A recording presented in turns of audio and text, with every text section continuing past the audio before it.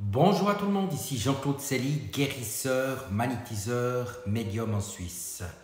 Cela me fait plaisir de vous retrouver. Aujourd'hui, je vais vous parler d'une histoire sacrée du monde écrite par Jonathan Black qui s'appelle « La rosée tombe doucement ». Mais auparavant, êtes-vous bien abonné à ma chaîne YouTube car cela me permet réellement de vous envoyer d'excellentes énergies. Merci aussi de partager, de liker ma vidéo si elle vous a plu.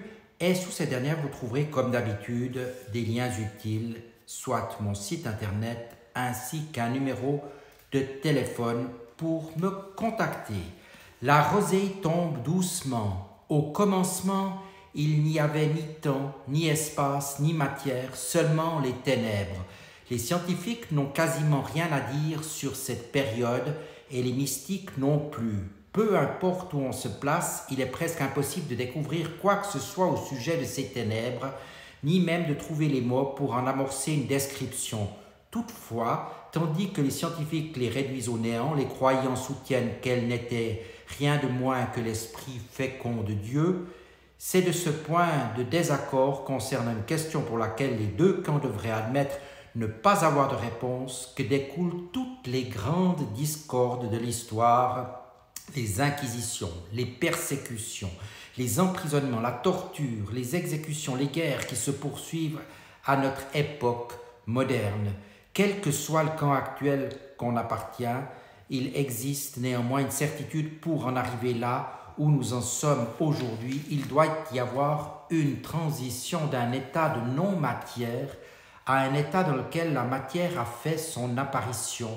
Les scientifiques ont proposé différentes théories pour expliquer cette transition très mystérieuse, comme la théorie de l'état stationnaire, selon laquelle la création de la matière est continue, la matière étant continuellement précipitée dans les ténèbres, ou bien sur la théorie du Big Bang qui affirme que la matière, l'espace et le temps sont tous apparus d'un coup, jaillissant d'un point sans dimension et sans temps appelé singularité.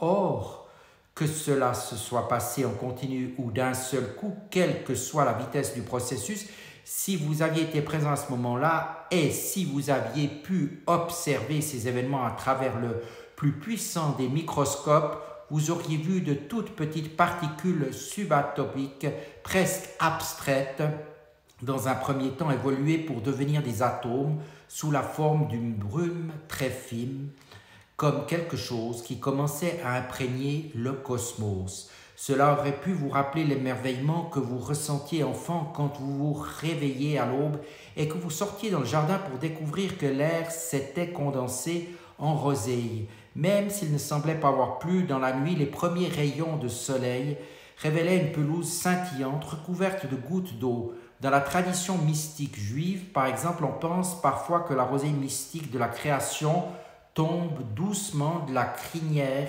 hirsute de Dieu.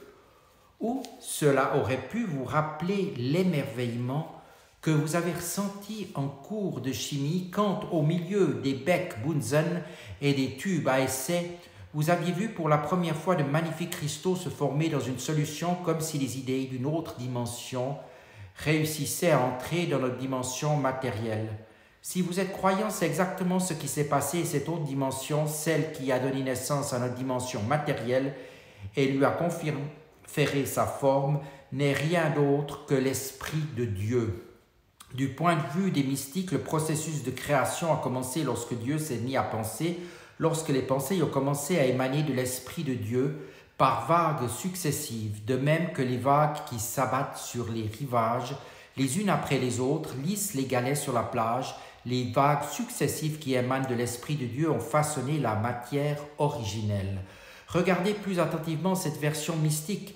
Faites un petit effort d'imagination et vous verrez que ces vagues de pensée qui émanent de l'Esprit de Dieu sont en réalité constituées de millions d'anges. Les premières vagues sont composées d'anges gigantesques qui remplissent la totalité du cosmos. Puis vient une vague d'anges plus petits que les plus grands anges ont aidé à créer. Ensemble, ils engendrent une troisième vague d'anges encore plus petits et cette séquence se poursuit jusqu'à atteindre de minuscules êtres spirituels. Tous s'unissent pour créer ce que nous reconnaissons comme le monde matériel qui nous entourent, les rochers, les pierres et les arbres. Assimiler les pensées de Dieu aux anges peut paraître étrange. De nos jours, on tend à se montrer humble dans nos propres pensées et à les considérer comme des abstractions quasiment inexistantes. Mais si on adopte un point de vue plus ancien et sans doute plus éclairant qui nous vient des grandes religions, on peut les envisager différemment. Ici, les pensées sont considérées comme des êtres vivants qui ont une certaine existence indépendante et une vie propre que nous libérons dans le monde pour qu'ils nous servent.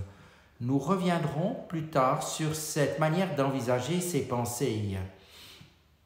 Mais on peut dire ici que toute personne qui prie croit en quelque chose de cet ordre. En priant, des gens se livrent à une activité qui est un écho de la création du cosmos par Dieu. Focalisons-nous maintenant sur l'attention, sur une question quand on prie, quand on fait un vœu, si on veut vraiment quelque chose et que l'on s'y prend bien, le cosmos répond-il ou l'influence ne va-t-elle que dans un sens de la matière à l'esprit? Cette question, savoir si oui ou non il y a une interaction entre l'esprit et la matière, est aujourd'hui au cœur du débat intellectuel de haut niveau. Toute tentative sincère de répondre à cette question primordiale implique de se pencher sur ses sentiments les plus intimes, ses peurs les plus profondes, les plus personnelles et ses plus grands espoirs. Il faut aussi faire appel à ses capacités de discernement les plus subtiles, aux interprétations les plus subjectives de ses expériences. Vous êtes seul à même de savoir ce pourquoi vous priez en votre fort intérieur. Vous seul êtes capable d'apprécier si vos prières ont été exaucées. Vous êtes le meilleur juge pour connaître la signification d'un moment particulier pour vous. Nous parlons ici des variations et des nuances les plus subtiles de la vie intérieure, des questions qui ne peuvent ni se mesurer, ni se tester scientifiquement. Parfois, certains scientifiques tentent d'affirmer que les seules questions qui méritent d'être posées sont celles que l'on peut analyser scientifiquement. Mais ce point de vue est exclusivement scientifique et ne tient pas compte des champs d'expérience où la science n'a rien d'utile à apporter. Les athées qui militent au sein de la communauté scientifique ont tendance à se méfier de ces champs et à prétendre que ces expériences ne sont pas réelles. Dans son essai intitulé Sur la vie, Tolstoï évoque cette ingérence, cette tentative de nous faire croire qu'on ne vit pas réellement ce qu'on vit. La fausse science de notre époque suppose que nous ne pouvons savoir la seule chose que nous connaissons réellement. L'homme se figure ignorer ce qui lui est révélé par sa conscience réfléchie. Aux yeux d'un athée, ce sont les objets physiques qui donnent la mesure du réel. D'après l'idéalisme, au contraire, l'esprit est plus réel que la matière. Le cosmos est imprégné d'esprit, il en est chargé. L'esprit anime la matière, la fait vibrer et la matière lui répond. Il réorganise constamment la matière qui nous entoure. Et nous aussi avons droit et voix au chapitre. Nous pouvons changer le cours de l'histoire en restant simplement assis dans une pièce seule, à y réfléchir en silence. Croire au pouvoir de l'esprit à se déplacer, la manière caractérise la pensée religieuse et spirituelle. Ce déplacement constitue l'événement surnaturel par excellence. Pour autant, nous nous considérons comme des croyants ou spirituels, souvent nous considérons que le surnaturel n'existe pas. Pourquoi nous rallions-nous si fréquemment au point de vue des athées? Peut-être parce que nous tendons à compartimenter nos croyances spirituelles. Nous sommes par exemple disposés à accepter une version de l'histoire dans laquelle Dieu et le surnaturel ne jouent aucun rôle. D'après les mystiques, les anges, en plus d'œuvrer ensemble à la création du monde matériel, ont guidé l'humanité vers les grands tournants de son histoire. J'ai eu la chance de recevoir l'aide d'une femme remarquable, Lorna Byrne, dit l'auteur, pour l'écriture de ce livre. Et toute sa vie, elle a vu des anges et s'est entretenue avec eux. Elle a toujours eu une relation privilégiée avec l'un des anges supérieurs, un ange qui a joué un rôle de premier plan dans l'histoire de l'humanité et qui est investi dans une mission précise à notre époque, l'archange Michael ou Michel. Peu après, j'ai entendu parler de Lorna pour la première fois. Un ami m'a appris que le chef d'un ordre religieux de Rome l'avait rencontré et qu'un théologien haut placé d'une université de Dublin la consultait quand il voulait savoir si ce qu'il écrivait sur les différents ordres d'anges était correct. Depuis, Lorna et moi, donc l'auteur, sommes devenus très amis.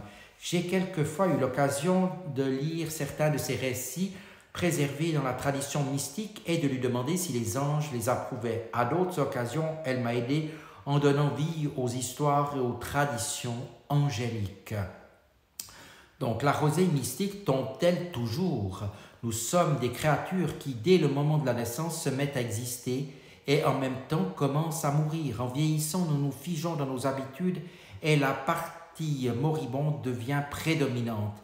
Les os du crâne continuent de grandir et font pression sur la peau. Malgré tout, même dans la vieillesse, nous bénéficions toujours d'influences vivifiantes, en particulier quand nous dormons. La rosée mystique est alors à nouveau précipitée et scintille dans les profondeurs sombres et mystérieuses de notre esprit. Nous nous réveillons reposés avec un regain de vie et de détermination.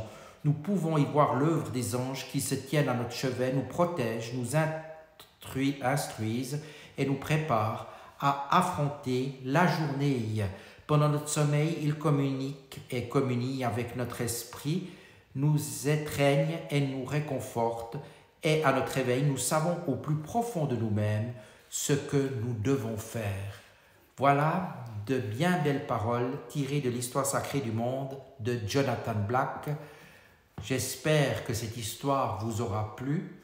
Nous sommes tout-puissants à notre manière. Nous sommes connectés à la source, au divin. Dites-le-vous bien.